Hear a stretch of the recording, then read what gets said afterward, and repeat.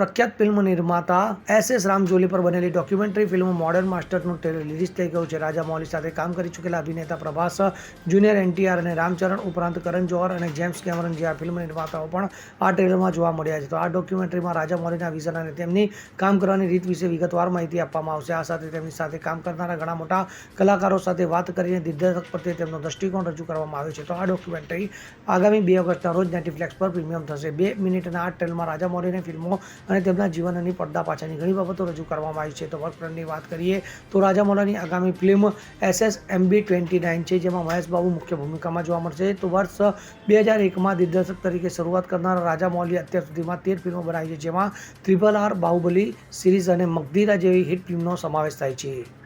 Bureau report, CN24 news. હવે જુઓ દેશ દુનિયાની તમામ ખબરો તમારી આંગળીના ટેરવે. ઉઠાવો મોબાઈલ અને Google Play Store પરથી ડાઉનલોડ કરો અમારી CN24 ન્યૂઝ મોબાઈલ એપ.